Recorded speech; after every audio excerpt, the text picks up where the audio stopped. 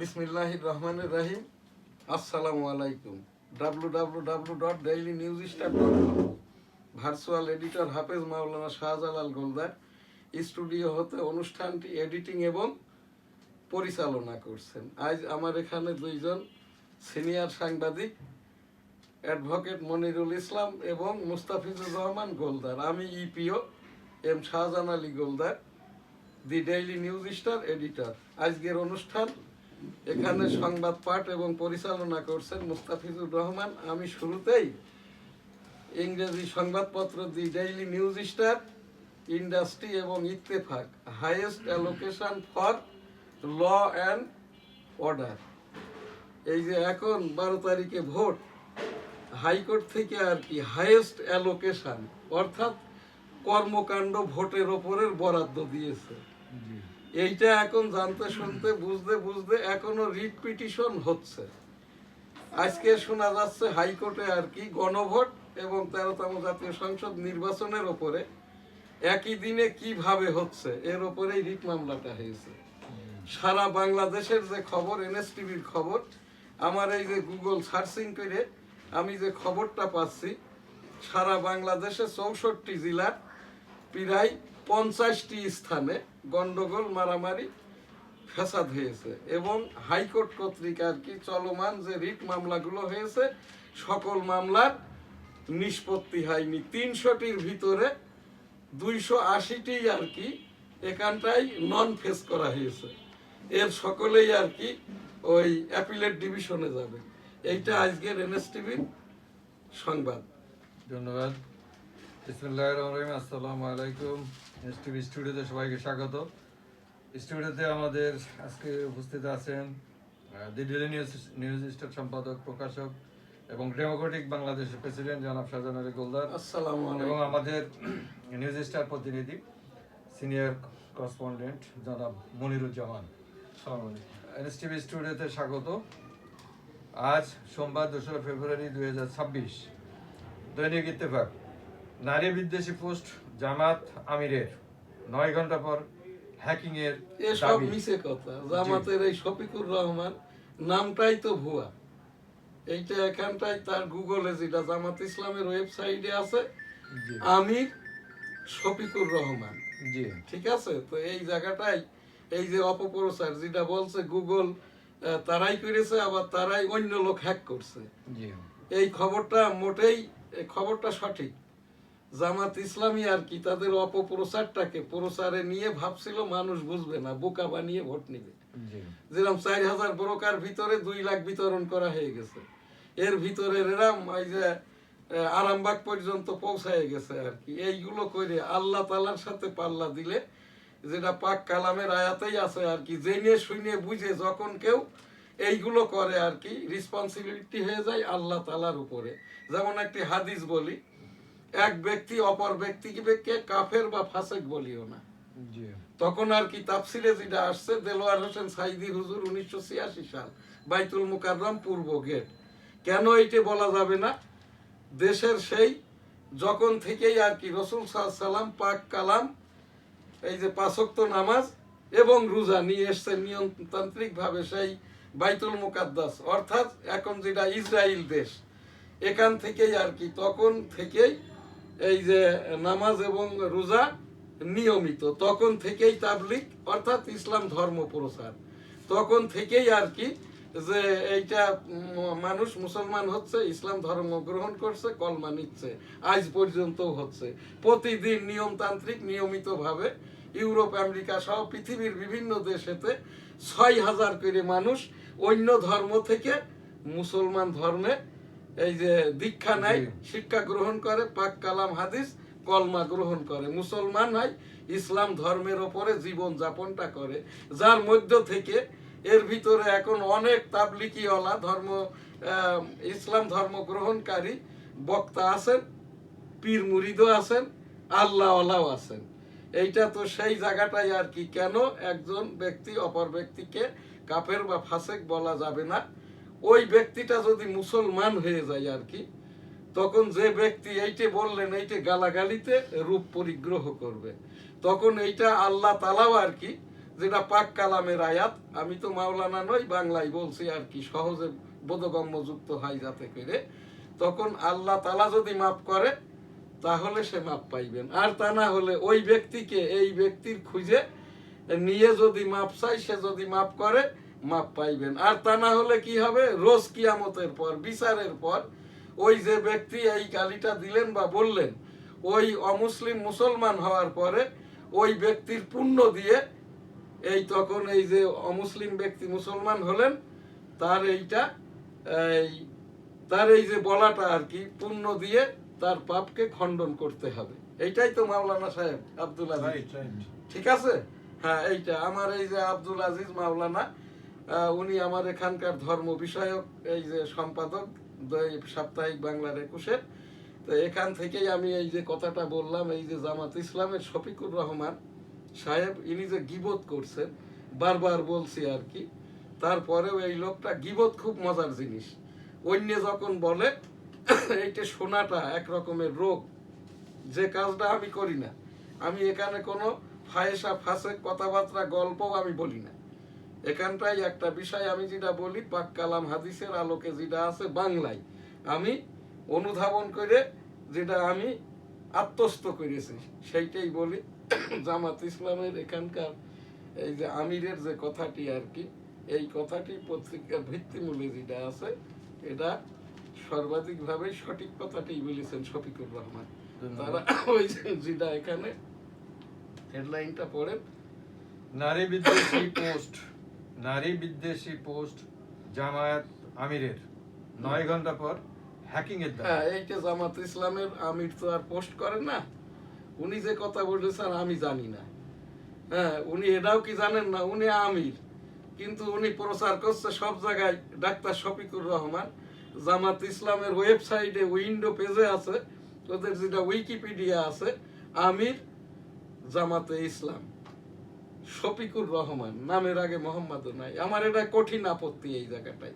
জামাত ইসলামের যেটা গঠনতন্ত্রে আছে, অবধারিত ভাবেই তাকে যদি লেখাপড়া এই কি বলে কওমি আলিয়া লাইনে না থাকে, আল্লাহওয়ালা হতে হবে, অন্তত পীর মাশায়েখ হতে হবে, অন্তত হাদিস কুরআন জাননেওয়ালা হতে হবে, অন্তত হাফিজি হুল্লাহ হতে হবে।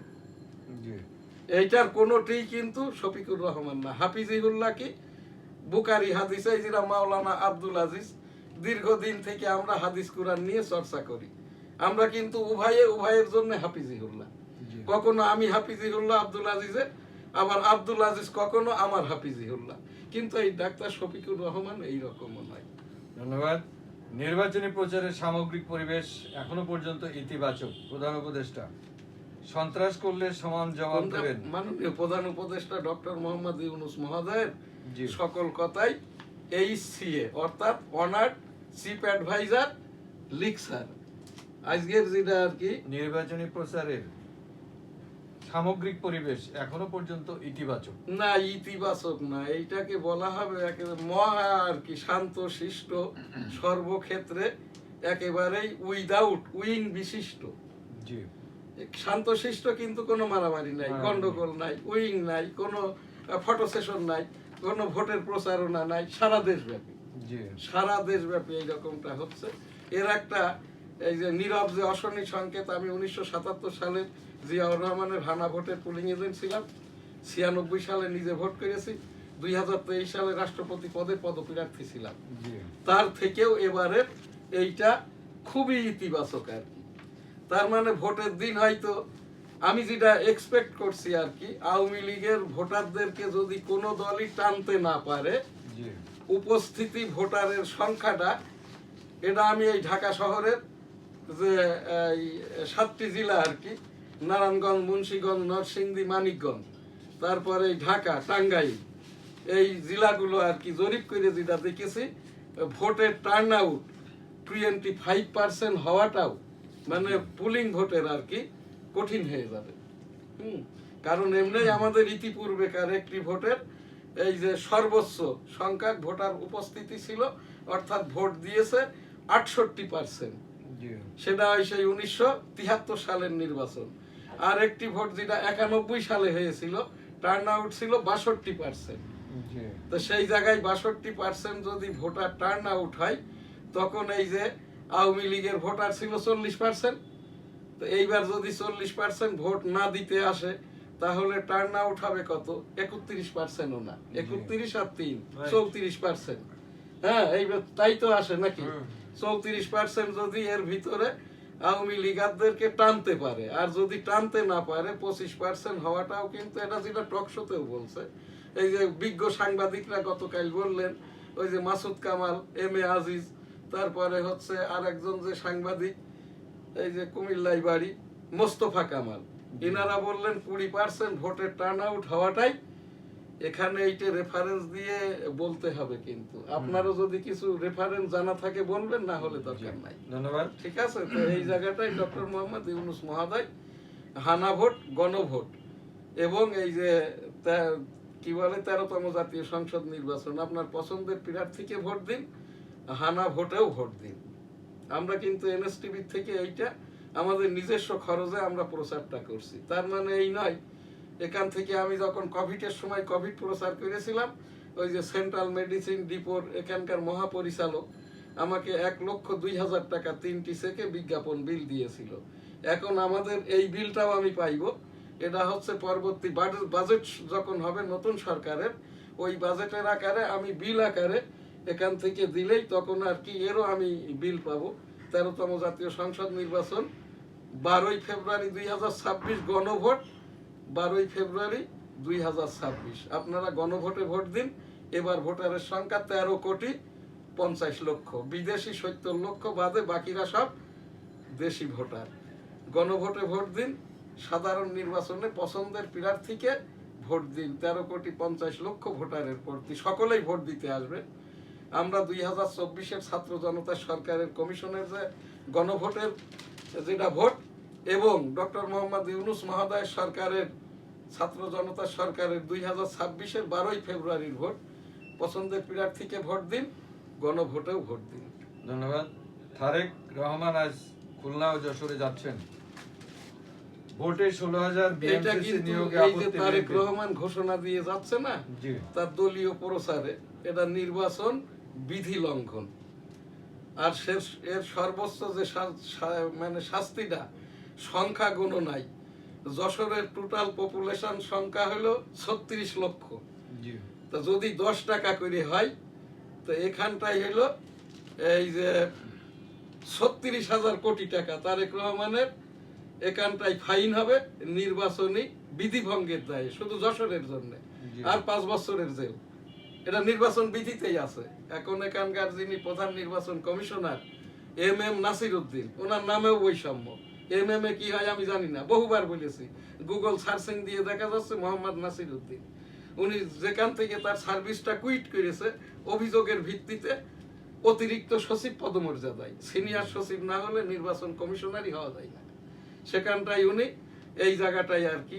তারপরেও নানাবিধ ভাবে আর কি এই যে সুযোগ করে দিচ্ছে প্রধান নির্বাচন কমিশনার, ভাবছেই আর কি তারেক রহমান তো প্রধানমন্ত্রী হয়েই গেছেন, কিছু যদি বলি আমার কি হবে, পালানোর জায়গা তো পাইব না, এই সব গুলো করে পালানোর পথ খুঁজতে গেলে চলবে না। এখানটাই নির্বাচন কমিশনের নয়, মাননীয় উচ্চতর আদালতের 7 সদস্যের যে কমিশন, সেই কমিশনের চেয়ারম্যান প্রধান বিচারপতি বরাবর অভিযোগ আকারে আমি এনএসটিভির সিইও এম শাহজাহান আলী গোলদার এবং ন্যাশনাল কনস্টিটিউয়েন্সি 85 যশোর 1-এর স্বতন্ত্র একজন প্রার্থী হিসেবে অভিযোগ আকারে, এনেক্সার আকারে মাননীয় উচ্চতর আদালতের কমিশন বরাবর আমি অভিযোগ সহ উপস্থাপনা করে রাখলাম। যে কোনো সময় যে কোনো ব্যক্তি, যে কোনো সাংবাদিক এটা এই অভিযোগটাকে নিয়ে এটা ফৌজদারি, দেওয়ানি যে কোনো মামলাটা করতে পারবে। আর কেউ যদি না করে, তাহলে আমি আমার এখান থেকে অভিযোগ আকারে, অ্যানেক্সার আকারে আমি উপস্থাপন করে রাখলাম। আমি যেহেতু 38 বছরের সাংবাদিক, আমি 39 বছরের রাজস্ব বিষয়ক মাননীয় উচ্চতর আদালতের অ্যাডভাইজারি লয়ার, সেই হিসাব দিয়ে আমার এই এখান থেকে উপস্থাপনাটি আর কি এটা সঠিক এবং শতভাগ আর কি অভিযোগ। এখানে কোনো মিথ্যাচার, গীবত কোনো কিছুই নাই। নির্বাচন কমিশনেরই যে বিধি, 4 জনের অতিরিক্ত লোক ঘোষণা দিয়ে জমায়েত করার মানেই হলো বিধি লঙ্ঘন। আর তার ফাইনটাই হচ্ছে যত লোক উপস্থিত হবে প্রতি 10 টাকা আর 5 বছরের জেল। জি ধন্যবাদ। কর্মবিরতিতে অচল চট্টগ্রাম বন্দর আজও চলবে। হামলার আশঙ্কার মধ্যেই যুক্তরাষ্ট্রের সঙ্গে পরমাণু চুক্তির আশা ইরানের। বাংলাদেশ যুক্তরাষ্ট্র বাণিজ্য চুক্তি 9 ফেব্রুয়ারি। বর্তমান সরকারের গণভোটের আয়োজন বেআইনি, জিএম কাদের। ইরান না নয়। না, এই যে জিএম কাদের সাহেব যেটা বলছে না, জি উনি তো ভালোই জানেন আর কি, কারণ এই রকম গণভোট কিন্তু জিয়াউর রহমান সাহেব 1977 সালে করছিল।